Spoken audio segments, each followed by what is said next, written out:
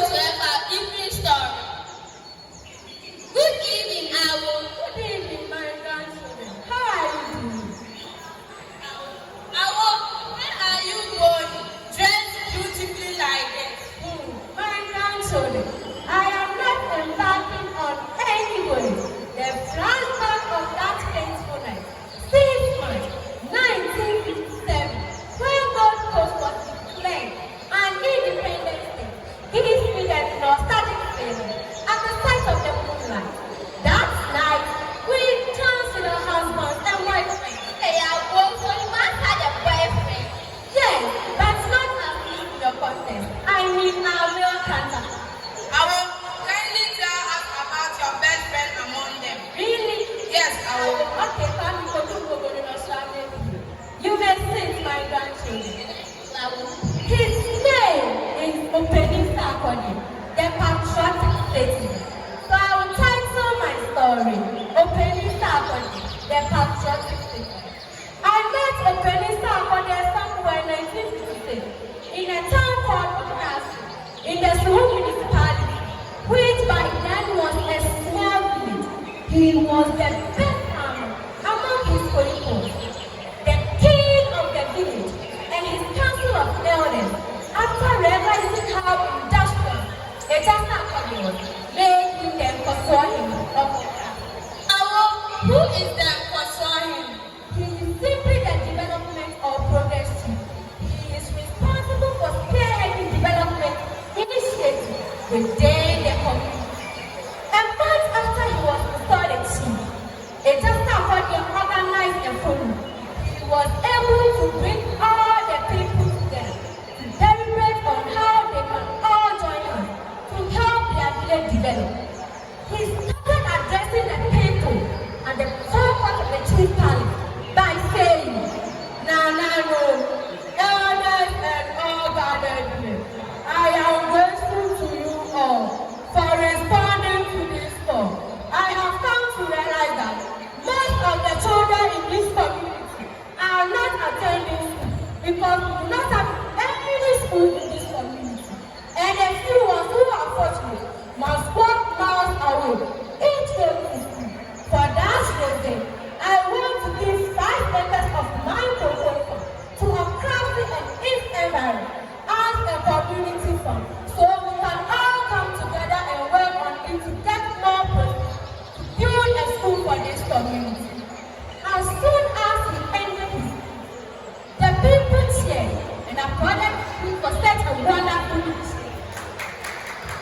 But my grandchildren, always be aware that there is antagonism in every facet of life. Ojam, one of the indigenous, with his thing to a staff, seriously Dr. President, Sir Godwin, if you think you can outsmart everybody in this village, then not I, Ojam. You want us to work on your cocoa farm and later reclaim it when it's used more crops. And for your information, my children are not supposed to attend because they help me with my farming activities. And you know what happened? No, Awo, we are interested. The people, especially the women, attack Ojam for posing such a formidable gesture. But Lord Xiaomi intervened. Ago, come here. Now not too very much. The humble chief addressed them by saying, Yo, my people, let us not fight one another. Let's allow democracy to work among us by way of supporting this wonderful initiative by Saturday. I am also offering 5 plots of land to start a school, and I promise to give you uncompromising support to bring this into reality. Culture must play its role as a tool for consolidating Ghana's democratic gain. So I'm bringing you all and sundry to get involved. And the Xiaomi intervened. Nana, Wanuya. Everybody was happy.